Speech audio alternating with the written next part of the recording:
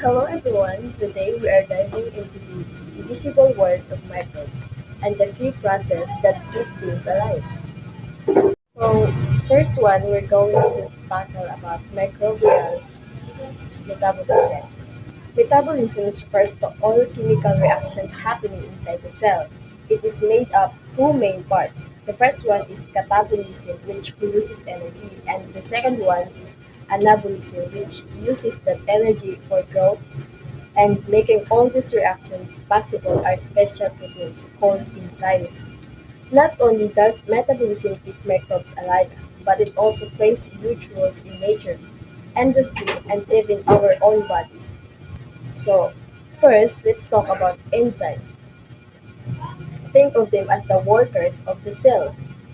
So, how they function? They speed up chemical reaction by lowering the energy needed to start them. Without enzyme, reaction would happen too slowly or not happen at all. They are also very specific. Each enzyme works only on one particular substance. So, why are they important? Bakit nga ba? They allow microbes process nutrients, generate energy, and build cell parts efficiently even in harsh environments. Now, catabolism, this is the breaking down phase of metabolism. So, how it works. Microbes take large complex molecules like carbohydrates, proteins, or fats and break them into smaller, simpler molecules. During this process, energy is released and stored as ATP, the energy currency of cells. So, for example, let's take yes as an example. When oxygen is limited, yeast uses fermentation.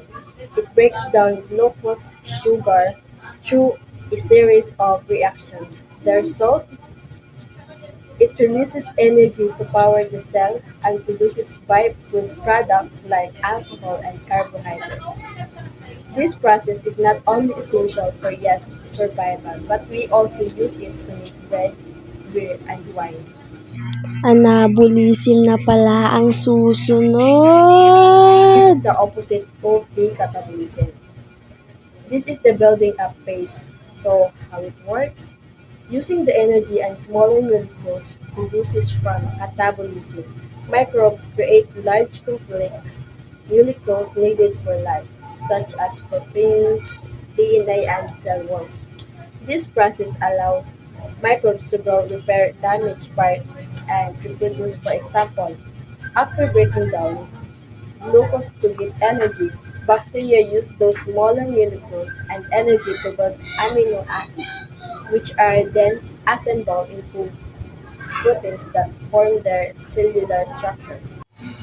Now, how do these processes help microbes survive different environments? Wow, English! Itagalog mo nga yan. O sige, akala mo hindi ako marunong ha? Paano nakakatulong ang mga prosesong ito upang makaligtas ang mga mikrobyo sa iba't ibang kapaligiran? O ano? Nga ka ngayon. In nutrient-rich areas, they use fast catabolism to get energy and rapid anabolism Ano raw? to multiply quickly. In low nutrient areas, enzymes adapt to break down even hard-to-use substances cellulose, like cellulose or oil. In extreme conditions, such as hot spring or salty lakes, special enzymes allow reaction to continue. Special enzymes allow reaction to continue working when normal proteins will stop functioning.